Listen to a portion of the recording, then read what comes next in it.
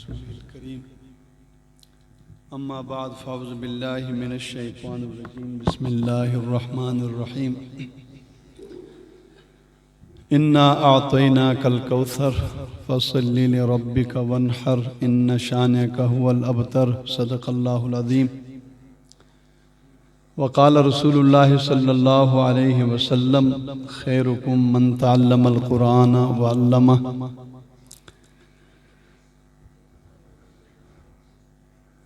جو اس وقت پروگرام کا عنوان ہے اور پھر جو مجمع ہے، تو یہ پروگرام تو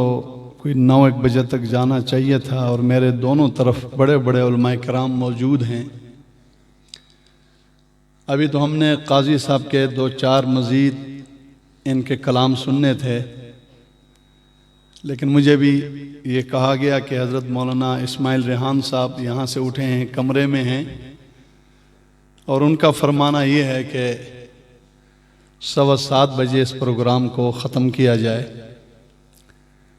تو وہ مہمان بھی ہیں، بزرگ بھی ہیں، ہم انشاءاللہ انہی کی بات پر چلیں گے. ہم چونکہ یہیں پر آپس میں ملتے رہتے ہیں، اگر نہیں بھی ملتے ہیں، آج ملے تھے، کوئی خیال تھا لمبی سی بات کریں گے، لیکن پروگرام اب مختصر ہو گیا ہے. اس کے بھی بڑے فائدے ہیں، وقت پر پروگرام شروع ہو اور مختصر ہو کر لوگوں کی تھکاوٹ سے پہلے پروگرام اختتام کو پہنچے. لیکن پنجاب کی بھی اپنی ایک انداز ہے. یہ تو رات 11 بجے کے بعد پنجاب کے لوگ، خطیب بھی اور لوگ بھی ماشاءاللہ تازہ ہو جاتے ہیں. بڑی خوشی کی بات ہے. میں مبارکباد پیش کرتا ہوں ماسٹر ریاض صاحب کے بیٹے عمر کو، اور اسی طرح بھائی الیاس کے بیٹے یوسف کو، اس پورے خاندان کو، اور جس استاد سے انہوں نے پڑھا ہے. اور سب سے بڑی بات یہ کہ ان دونوں بچوں نے ناظرہ پڑھا ہے، اور اس گھرانے نے قرآن کے احترام میں اتنا خوبصورت اور بڑا پروگرام کا اہتمام کیا ہے. سیاسی جلسے سیاسی مقاصد کے لیے ہوتے ہیں، اور اس طرح کچھ اور بھی، لیکن ناظرہ قرآن پڑھنے پر جب کوئی پروگرام کرتا ہے تو میں بہت خوش ہوتا ہوں. ہمارے ایک دوست نے عائشہ میرج ہال میں پروگرام کیا، اور انہوں نے بہت بڑا اہتمام کر کے ان کے بچی یا بچے نے ناظرہ پڑھا تھا. مجھے یاد ہے اس دن میں بہت زیادہ خوش تھا اس بات پر کہ اس گئے گزرے دور میں لوگوں کے دل میں قرآن کا ابھی اتنا احترام ہے کہ بچے نے ناظرہ پڑھا ہے، اور اس ناظرہ قرآن پر انہوں نے اتنا بڑا پروگرام کیا. اسی طرح ہمارے قاری محمد صابر صاحب سلطان پور والے نے اپنے بچے کے حفظ قرآن کی تکمیل پر سلطان پور میں ایک عالیشان پروگرام کیا. آپ جانتے ہیں ان کو، ہمارے ساتھی ہیں، دوست ہیں، بھائی ہیں. بظاہر ہم لوگوں کے ان بڑے پروگراموں کے وسائل نہیں ہوتے، لیکن یہ اس چیز کا اہتمام تھا، یا یہ سبق دینا تھا کہ ان کا بیٹا حافظ قرآن بنا ہے. تو یہ خوشی کا موقع ہے، اور خوشی کے موقع پہ انسان پھر حساب نہیں کرتا. خوشی کے موقع پر انسان پھر اس کی پھر قیمت نہیں ہوتی. اللہ تعالیٰ اپنے فضل و کرم سے ان 2 بچوں سمیت یہاں پڑھنے والے تمام بچے بچیاں، پورے ملک میں پڑھنے والے طلبہ علم، پورے عالم میں پڑھنے والے قرآن اور حدیث وحی کے علوم کو اللہ ان سب کو کامیاب فرما دے. پھر آپ کے بچے جو سکول، کالج، یونیورسٹیوں میں پڑھتے ہیں، اللہ انہیں بھی کامیاب فرما دے. جب رسول اللہ صلی اللہ علیہ وسلم نے یہ فرما دیا ہے کہ تم میں بہترین وہ ہیں، خیرکم،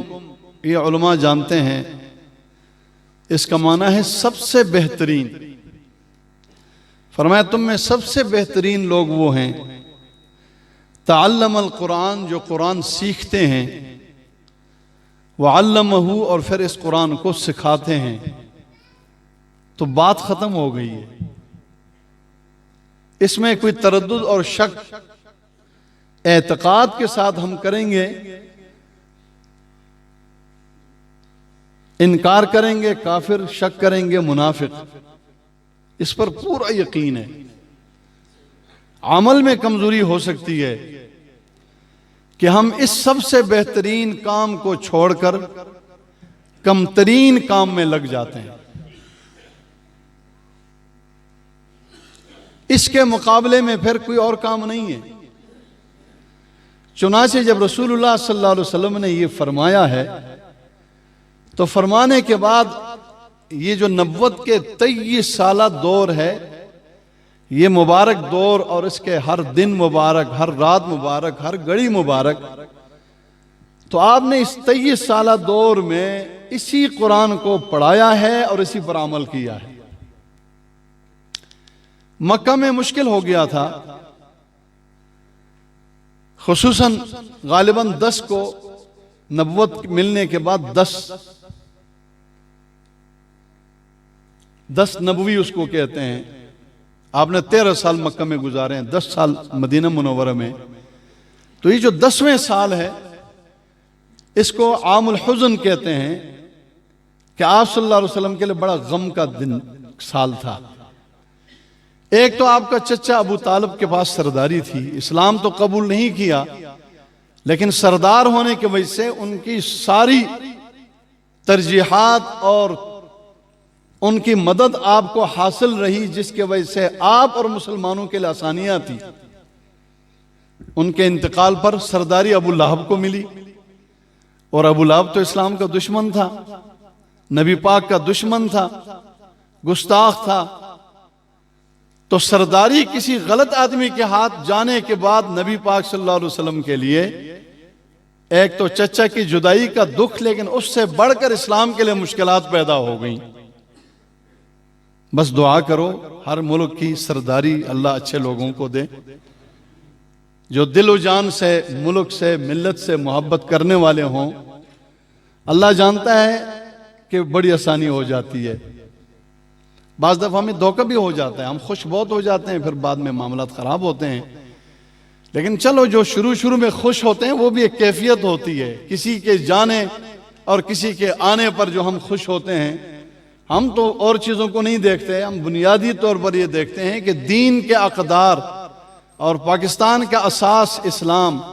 اور اس کے آئین میں اسلامی شقیں، اور اس میں قانون ختم نبوت، اور اس میں آرڈیننس جناب ناموس رسالت کا، یہ قائم رہے تو ہم اس پر خوش ہوتے ہیں، اس لیے کہ ہمارے اکابرین کی محنت کے نتیجے میں اور قربانیوں کے نتیجے میں یہ طے ہوا ہے۔ میں عرض کر رہا ہوں، دوسرا غم یہ ہوا کہ خدیجہ الکبریٰ، ہم سب کی ماں، رسول اللہ صلی اللہ علیہ وسلم کی پہلی بیوی، 40 سال کی عمر کی تھی، اور ان کا پہلا رشتہ، یعنی رسول اللہ صلی اللہ علیہ وسلم کا پہلی شادی، پہلا رشتہ ان سے ہوا۔ آپ کی مبارک عمر 25 سال تھی۔ 25 سے لے کر نبوت کے یہ پہلے کے 40 سال تک، یہ 15 سال، اور نبوت کے پھر 10 سال، 25 سال تک جو رسول اللہ صلی اللہ علیہ وسلم کی جوانی کی عمر تھی، وہ آپ نے انہی کے ساتھ گزارا، اور یہ اکیلی آپ کی بیوی تھی۔ کیا کیا انوارات، کیا کیا قرآن کا نزول، اور کن کن خوبیوں کو انہوں نے دیکھا اور اپنا سب کچھ قربان کیا۔ یہاں میں ہمیشہ ایک بات عرض کرتا ہوں، جب ہم پڑھتے ہیں سیرت اور یہاں پہنچتے ہیں، چونکہ ہمارے ہاں یہ مال وال کا زیادہ خیال ہوتا ہے، بکریاں، گائے، اور یہ اسی طرح پیسے، غلام، یہ چیزیں، ہم ان سے متاثر ہوتے ہیں۔ اس ماحول میں ہم سب متاثر ہیں، جس کے پاس زیادہ ہے اس کو شان بڑی دیتے ہیں، جس کے پاس کم ہے اس کو شان کم دیتے ہیں۔ یہ جب ہم دیکھتے ہیں کہ انہوں نے سارا اٹھا کر، ہماری بھی بیویاں ہیں نا جی، جب ہم دیتے ہیں تو وہ جیب میں رکھتی ہیں، جناب رسول اللہ صلی اللہ علیہ وسلم پر انہوں نے سارا قربان کیا، سارا آپ کے پاؤں میں رکھا، سارا آپ کے جھولی میں رکھا. اور آپ سمجھتے ہیں کہ معاشرے میں چلنے کے لیے اس دنیا کے اسباب کی جب ضرورت پڑتی ہے تو رسول اللہ صلی اللہ علیہ وسلم تو شان والے پیغمبر ہیں، انہوں نے ان چیزوں کا نہ ان کے پاس تھی اور نہ انہوں نے ان چیزوں کا سوچا ہے. اب یہ ایک ضرورت جب پوری ہو رہی ہو، خدیجہ الکبریٰ کے مال سے، مال جس کو لوگ دل میں رکھتے ہیں انہوں نے اٹھا کر قربان کیا ہے، تو ایک احساس پیدا ہوتا ہے کہ ہمارے اس ماں نے اسلام کے لیے اور اپنے شوہر کے لیے کتنی بڑی قربانی دی. اور کبھی کبھی یہ بھی احساس ہوتا ہے کہ انہوں نے احسان کیا. لیکن عزیزو، یہ آج کا پروگرام عظمت قرآن کا ہے، لیکن آج کے یہ جو دن گزر رہے ہیں ہمارے ہاں الحمدللہ اہل سنت کے تمام جماعتوں کے ہاں جو پروگرام آج کل ہو رہے ہیں وہ شان صدیق اکبر کے عنوان پر ہو رہے ہیں. اور ہماری کوئی عنوان دوسرے سے الگ نہیں ہے. عظمت قرآن ہو، شان صحابہ ہو، ناموس رسالت ہو، عظمت قرآن ہو، مدارس کا سلسلہ ہو، یہ سب ایک دوسروں کے ساتھ ملتے جلتے ہیں. ہم جب ابو بکر صدیق کے ان قربانیوں کو دیکھتے ہیں، جس پہ اب کوئی تقریر کرنے کے بجائے میں صرف اس بات پر اپنی بات یہاں ختم کروں کہ آپ صلی اللہ علیہ وسلم نے اپنی زندگی کے آخری لمحات میں صحابہ کی موجودگی میں یہ فرمایا کہ ربا میں نے سب کے احسان چکا دیے ہیں سوائے ابو بکر کے، کہ ان کے جو مجھ پر احسانات ہیں میں اپنی زندگی میں نہیں چکا سکا، آپ قیامت کے دن ان کو بدلہ عطا فرما دے. میں یہاں پر بھی عرض کروں گا ان دونوں موقعوں پر کہ ایک انسان ساری دنیا کو جمع کر کے رسول اللہ کی خدمت میں رکھتے ہیں، ہر طرح کی قربانیاں دے دیتے ہیں، احسانات جس کو ہم دنیا میں کہتے ہیں، لیکن جو نبی سے ان کو ایک ہی کلمہ ملا ہے جس نے ان کو پاک اور صاف کر کے صحابی بنایا ہے اور جنتی بنایا ہے، اس کا احسان کون چکا سکتا ہے؟ شاید نہیں آئی سمجھ میں آپ کو. میں پھر عرض کرتا ہوں، ہم آج کل دنیا کے احسانات، فلاں نے زمین دے دی، فلاں نے مسجد بنایا، فلاں نے مدرسہ بنایا، فلاں نے کھانا دیا، فلاں نے یہ ساری چیزیں ایک طرف رکھ لیں. یہ کوئی اس درجے کی چیز نہیں ہے، اگرچہ آج کل یہ بھی بڑی درجے کی چیز بن گئی ہے. درجے کی چیز یہ ہے کہ اس معاشرے میں کسی کو دین کے حوالے سے کلمہ ملے، تعلیمات ملیں، درست تربیت ملے، جس طرح ہمارے اکابرین نے اپنے سارے زندگی گزاری ہے. اور حضرت خدیجہ الکبریٰ رضی اللہ تعالی عنہ اور سیدنا ابو بکر صدیق رضی اللہ تعالی عنہ،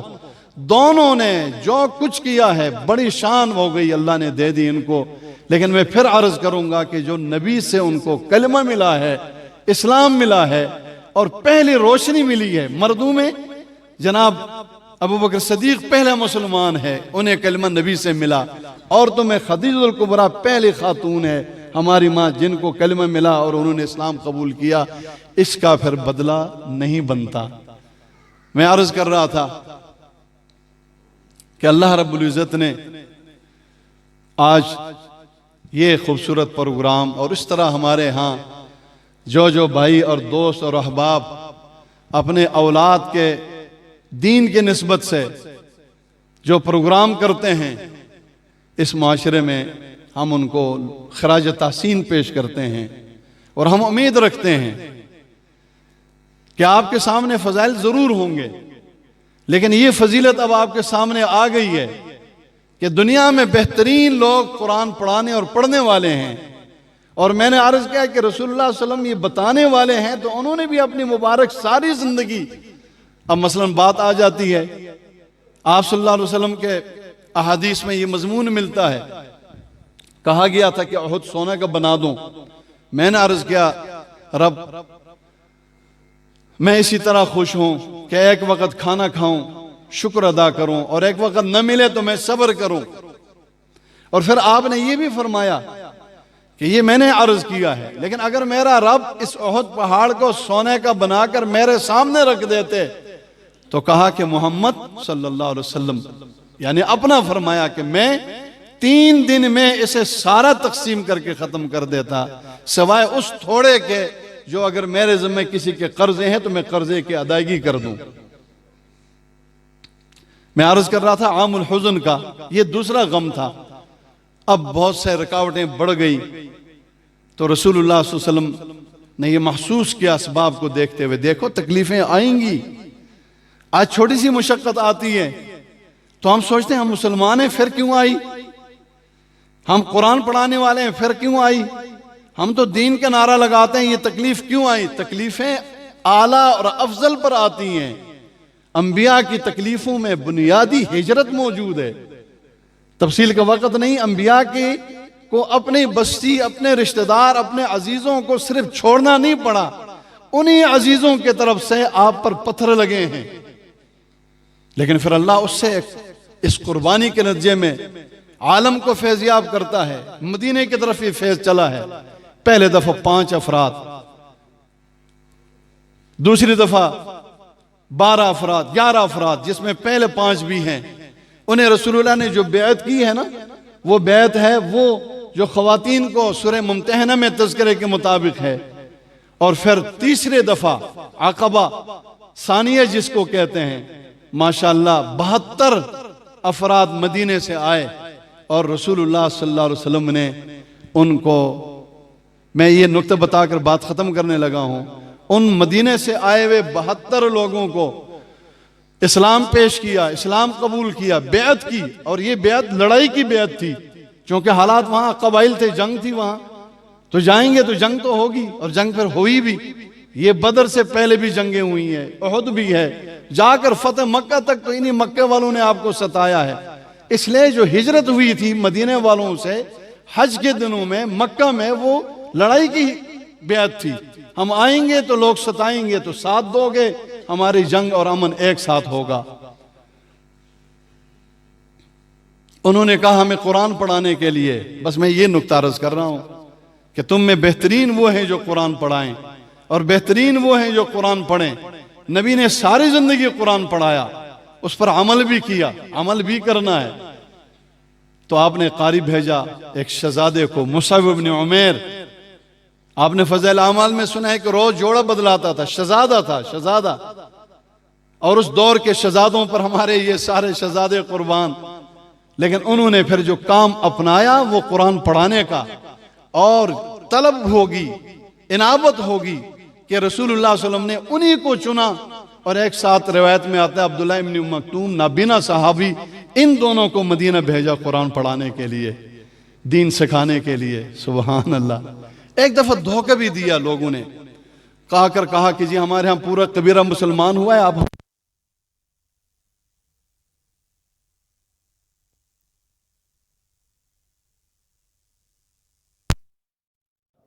انہوں نے دھوکہ دیا اور ان کو شہید کیا، اور ان کا پیغام اللہ نے اپنے حبیب تک پہنچایا، اور ان کا آخری پیغام یہ تھا، اللہم بلغ نبینا، اے ہمارے رب ہمیں تو شہید کیا گیا، اب ہمارا یہ پیغام ہمارے حبیب تک پہنچا دیجئے کہ جو ہمارے حبیب نے اسلام اور اسلام پر عمل کے نتیجے میں آزمائشیں، شہادت، موت، اور اس کے نتیجے میں جو موت کے بعد نعمتوں کا تذکرہ کیا تھا، ہم نے وہ سچ پا لیا ہے، وہ بالکل سچا تھا۔ عزیز دوستو، میں امید یہ رکھوں گا آپ سب سے، صرف ان 2 گھرانوں سے، ان 2 افراد سے نہیں، کہ جب یہ سب سے بہترین کام ہے تو آپ نے ان بچوں سے یہی کام کرانا ہے۔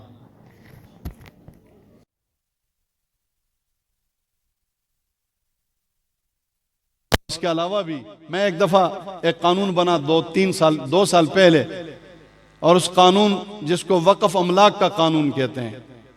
حضرت مولانا امام اہل سنت مولانا سرفراز صفدر رحمہ اللہ، ان کے صاحبزادے اور جان نشین مولانا زاہد الراشدی صاحب نے اس کا خلاصہ ہمیں یہ بتایا تھا۔ آج بھی وہ قانون بنا ہوا ہے، وہ قانون موجود ہے، اس میں ترمیم کی کوشش ہو رہی ہے۔ فیٹف کے کہنے پر یہ قانون بنا تھا، جس کے نتیجے میں یوں لگا تھا کہ اس قانون فارم تقسیم ہو گئے تھے پنجاب میں، روک دیے گئے، احتجاج ہوا۔ مولانا نے کہا تھا یہ قانون یہاں نہیں چلے گا، مدارس بند کرنے کا آزادی ختم کرنے کا اور مدارس کو محدود کرنے کا، اپنے کنٹرول میں لینے کا، اپنے کنٹرول کے پورے 5 سال بعد ان اداروں کے کنٹرول میں دینے کا جن کے امداد یا جن کے قرضے پہ ہمارا ملک چل رہا ہے۔ اور یہ ہوتا ہے، ایسا ہوتا ہے، جس کا قرضہ ہوتا ہے اس کا زور ہوتا ہے، اور قرضہ بھی ان لوگوں کا ہے جو پاکستان اسلام دونوں سے ان کی نہیں لگتی۔ ہم ان کے قرضے لے رہے ہیں جن کی نہ پاکستان سے لگتی نہ اسلام سے لگتی ہے، اور ابھی تک پاکستان چل رہا ہے، اور اللہ آگے بھی چلائے اور ان قرضوں سے ہماری جان چھڑائے۔ تو عرض یہ ہے کہ انہوں نے فرمایا 5 سال کے بعد یہ ان کے حوالے ہو جائیں گے، اور اگر اس کے خلاف آپ نے کہا یہ فارم میں نہیں بھرتا ہوں، میں رجسٹریشن کا یہ قانون نہیں مانتا ہوں، تو 1.5 سال سے 2 سال کے اندر اتنا جرمانہ ہوگا کہ جتنا بڑا دارالعلوم ہو، وقف ہو، اسے پھر بیچ کر سرکار خود جمع کرے گی، اور آپ پھر جا کر جناب ٹماٹر بیچیں یا جناب مونگ پھلیاں بیچیں یا پھر کوئی اور کوشش کریں، کوئی سوچیں۔ ایک دفعہ مولانا نے کہا تھا کہ یہ مسجد اور مدرسے ہم سب آپ کے حوالے کرتے ہیں اور ہم سارے نکلتے ہیں سیاست کے لیے۔ یہ بہت بڑی بات ہے خان صاحب۔ مولانا نے کہا یہ ہم آپ کے حوالے کرتے ہیں، آپ اس کو بیچتے ہیں، جو بھی کرتے ہیں کریں، لیکن ہم پھر سارے نکلیں گے سیاست میں۔ شاید اس کے بھی اثرات ہیں۔ تو عرض یہ ہے کہ ان مدارس کو محدود کرنے کے جب یہ قانون بنا، اور میں حضروں میں ایک مدرسے میں عصر کے وقت پہنچا، رمضان تھا، یہ قانون بھی رمضان سے کچھ دن پہلے یا رمضان میں پاس ہوا تھا، تو میں نے جب بچوں کو دیکھا، خوبصورت چہرے والے، ویسے بھی سارے بچے نورانی ہوتے ہیں الحمدللہ، اور ساری دنیا قرآن کے بچے کی قدر کرتی ہے۔ ہمیں یونیورسٹی میں استاذ نے کہا تھا، اور استاذ بھی ڈاکٹر طفیل ہاشمی صاحب نے، اس نے کہا، وہ یونیورسٹی کے سطح کی بات کر رہے تھے کہ آپ یہ ڈگری لے جائیں گے اسلامک کی تو آپ بے روزگار نہیں ہوں گے، آپ اپنے بیٹھک میں 1 درجن قیدے لے کر پڑھانا شروع کریں تو ہفتے میں 10 سے 12 افراد آپ کے پاس آئیں گے پڑھنے کے لیے، تو 12 گھرانوں کو آپ سے محبت، آپ سے تعلق۔ اور انہوں نے کہا کہ ہمارے ہاں تو بڑے بڑے پروفیسروں کو کوئی نہیں پوچھتا، بڑے بڑے جرنیلوں کو کوئی نہیں پوچھتا، اور قاعدہ پڑھانے والے استاذ کو 12 گھرانے، یہاں اگر 100 بچے ہیں تو 100 گھرانوں کے نظر میں ہوتا ہے کہ ہمارے بچوں کو پڑھانے والے استاذ کے کپڑے اچھے ہوں، ہمارے بچوں کو پڑھانے والے کے لیے کھانا اچھا ہو، ان کا گھر اچھا ہو۔ اگر پتہ چلے آج غیر حاضر ہے کیوں ہے، تو وہ پہنچ جاتے ہیں ایک ایک کر کے، آؤ آپ کو ڈاکٹر کے پاس لے جاتے ہیں۔ یہ شان ہے قرآن کی، اگر یہ پتہ چل جائے نا یہ مزے ہیں، تو یہ ہمارے حاجی صاحبان سارے ادھر آ جائیں۔ اور ہم یہی چاہتے ہیں جی، ہم یہی چاہتے ہیں۔ شاید یہ سیاست والے یہ نہ چاہتے ہوں کہ مولوی سیاست میں آئے، لیکن ہم یہ چاہتے ہیں دل و جان سے، اس لیے کہ عرب میں جو اچھے تھے وہ قرآن کے قاری بن گئے تھے، وہ قرآن کے محنت والے بنے تھے۔ اور آپ صلی اللہ علیہ وسلم نے ایک اعلان فرما دیا تھا کہ جو جاہلیت میں اعلیٰ درجے کے لوگ ہیں،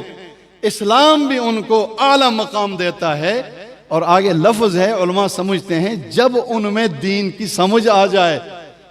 اور یہ اسلام بچوں کے ساتھ خاص نہیں ہے، ہمارے ہاں ہر جگہ بچوں کا انتظام ہے، بڑوں کے لیے ہے، اس لیے کہ بچوں سے شاید ہم پہلے جا رہے ہوں، ہم شاید پہلے جا رہے ہوں۔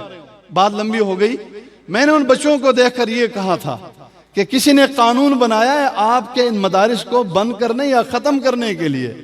یہ تو ہر دور میں دباؤ رہا ہے، لیکن سیاسی جماعتیں ذرا نرمی کرتے ہیں، کیا کریں، قرضے بھی لینے پڑتے ہیں اور قوم کا بھی خیال رکھنا پڑتا ہے۔ لیکن میں نے کہا اب یہ مدرسے ختم نہیں ہوں گے۔ میں نے اپنا نام لیا، میں نے کہا ہم پسماندہ کوہستان کے لوگ ہیں، ہمارے پاس وسائل کدھر، ادھر آ کر چندوں سے 2-3 مدرسے چلا رہے ہیں۔ تو میں نے کہا کہ انشاءاللہ آپ 100 بچوں کو میں چہروں کو دیکھ رہا ہوں، آپ نے تو اپنے والد کے زمینوں میں، لگتا ہے مالدار یہ حضروں کا علاقہ ماشاءاللہ، ساتھ ساتھ دنیا بھی اللہ نے ان کو بہت دی ہے۔ تو میں نے کہا کہ آپ کے چہروں سے لگتا ہے کہ آپ میں سے انشاءاللہ ہر ایک مدرسہ بنائے گا۔ ابھی سعید بھائی کے بچہ حافظ قرآن بنا ہے، آپ حضرات کے بچے ناظرہ پڑھ چکے ہیں، لیکن مجھے امید ہے انشاءاللہ یہ حافظ قرآن بھی بنیں گے۔ اور یہاں بیٹھے ہوئے میرے معززین چاروں طرف میں دیکھ رہا ہوں جن کی اپنی زمینیں ہیں، ابھی سے نیت کرو، ان بچوں نے پڑھنا ہے اور پھر پڑھانا ہے، اور ان کے لیے ہم نے دینی ادارہ کھولنا ہے۔ اور پھر ایک آپ کے دل میں خواہش ہے نا، ایسا ادارہ ہو، عصری بھی ہو، فلاں بھی ہو، آپ کے لیے تو آسان ہے، آپ دونوں کریں، آدھی پٹی بیچ کر عصری کے نظام بنائیں اور ادھی ہمارے والا جو سسٹم ہے سادہ، اس فقیری کے سسٹم کو جو اس وقت مدارس کا سسٹم چل رہا ہے،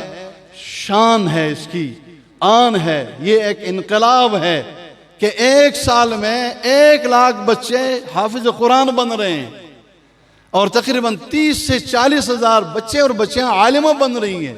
اور اتنے ہزاروں گھر ہر سال ان مدارس کے فیض سے فیضیاب ہو رہے ہیں، یعنی ہزاروں خاندان ہو رہے ہیں۔ اب یہ سلسلہ انشاءاللہ چلے گا۔ جو ان کے مخالفت پر آئے گا تو وہ اکرمہ کو دیکھے کہ ابو جہل نے بڑی کوشش کی تھی نبی کی گستاخی، نبی کو شہید کرنے، دین کو مٹانے، قرآن کے اعلان کو روکنے کے لیے کچھ نہیں کر سکا، اور یہ قرآن پھر الحمدللہ ابو جہل کے گھر میں گیا اور اس کے بیٹے کے سینے میں گیا، جو اسی قرآن کو لے کر کہا کرتے تھے پورے رات جاگتے ہوئے، واللہ یہ میرے رب کا کلام ہے، یہ میرے رب کا کلام ہے۔ میں آپ سب کو پھر مبارکباد دیتا ہوں اور گزارش کرتا ہوں اپنے بھائی اور دوست حضرت مولانا اسماعیل ریحان صاحب، جو تاریخ اسلام میں ایک بہت بڑا مقام رکھتے ہیں، انشاءاللہ یہ 1.25 کے بجائے انشاءاللہ ہماری گزارش ہے اور یہ قبول کریں گے، یہ بیان انشاءاللہ مختصر کے بجائے یہ 7:30 تک کریں گے۔ نمازی کسی نماز ضائع نہیں ہوگی، اور ہم ویسے بھی سننا بھی چاہتے ہیں، تو میری گزارش ہوگی کہ وہ تھوڑا سا یعنی اس کو بہت شارٹ نہ کریں۔ بہت سارے دوست احباب آپ کو سننے کے لیے آئے ہیں، آپ تھوڑا اس سے اتنا ضرور کریں کہ یہ 7:30 تک ٹھیک ہے نا انشاءاللہ، یعنی اس سے زیادہ کریں تو ہمیں اور زیادہ خوشی ہوگی، لیکن کم از کم 7:30 تک کریں۔ اور یہ سارے ساتھی یہاں ہیں، پھر اذان ہوگی، پھر نماز ہوگی، اور پھر جو اکرام ہے انشاءاللہ اللہ تعالیٰ تمام وہ احباب اور دوست جو دین کے حوالے سے دین کے خدمت کے لیے اپنا جان مال وقت پیش کرتے ہیں، اللہ اس میں برکت عطا فرمائیں۔ ہمارے بہت سارے حضرات اس وقت دائیں بائیں علماء کرام ہیں، بس میں اسی پہ اکتفا کرتا ہوں، میرے خیال میں نے پہلے بھی تھوڑا سا زیادہ کیا ہے۔ جزاکم اللہ خیر، اللہ اس ادارے سمیت تمام ادارے۔ بس آخر میں یہ مفتی صاحب نے تھوڑا سا آپ کو پریشان کر دیا جب وہ بات کر رہے تھے اپنے، ہمارے تحصیل حسن ابدال ختم نبوت عالمی مجلس تحفظ ختم نبوت کے امیر قاری اکرام اللہ صاحب موجود ہیں، محل اندرون میں ہوتے ہیں، ہم ساتھ رہے ہیں 8-9 سال تک۔ تو یہ بچہ ان سے پڑھتا رہا ہے، اور پڑھنے کے بعد 4-5 سال اس نے سماعت کی ہے، بس یہ بہت چھوٹی عمر میں اس نے پڑھا تھا، تو پیچھے قرآن سنتا رہا۔ پھر ایسا ہوا کہ اس کے بعد یہ بڑا ہوا، یہ ملتان گیا، وہاں پڑھنے لگا، پھر کراچی گیا، کراچی میں گیا تو وہاں ان سے ملاقات ہوئی، پوچھا تو ان کا کوئی نظم نہیں تھا، تو میں نے کہا آپ آ جائیں۔ موڑا چوک آیا، ان کے گھرانہ اللہ تعالیٰ ان کے والدین سمیت تمام جن کے ان پر ہم سب پر احسانات ہیں، ہمارے اساتذہ ہیں، اللہ سب کو غریق رحمت فرمائیں۔ تو موڑا چوک میں آ کر اس نے پھر 4-5 سال ہمیں سنایا، اور سنانے کے بعد پھر ان کا ویزا آ گیا باہر کا، تو یہ پھر باہر چلا گیا، طائف میں رہا اور بہت اچھا وہاں پڑھاتا رہا۔ پھر روزی آ گئی تو واپس آ گیا، اور اب الحمدللہ انہوں نے اس گلشن کو بھی آباد کیا ہوا ہے اور موڑا چوک میں بھی پڑھاتے ہیں۔ تو آپ پریشان نہ ہوں، یہ سعودیہ کاروبار ایک بڑا اسٹور پشاور سب کچھ چھوڑ کر اس پر آیا ہے کہ خیرکم من تعلم القرآن وعلمہ، تم میں بہترین وہ ہے جو قرآن پڑھاتا ہے اور پڑھتا ہے۔ بس یہ پڑھنا والے اور پڑھانے والے میں انہوں نے چھوڑا ہے۔ آپ سب سے بھی دعوت گزارش ہے، نعت خوان حضرات کے ساتھ تو آپ نے بڑے بڑے بازو اٹھائیں، آپ میرے لیے بھی ایک دفعہ ہاتھ اٹھائیں، ہم انشاءاللہ خود بھی اور اپنے اولاد کو بھی قرآن پڑھانے کے لیے پیش کریں گے، اور ہماری خواہش ہی ہوگی کہ وہ علوم نبوت سے بھی سرفراز ہوں اور اسی دین کی خدمت کرے۔ اللہ قبول فرمائے، اس کے لیے قبولیت شرط ہے، اور اللہ سے مانگتے بھی رہے۔ جزاکم اللہ خیر۔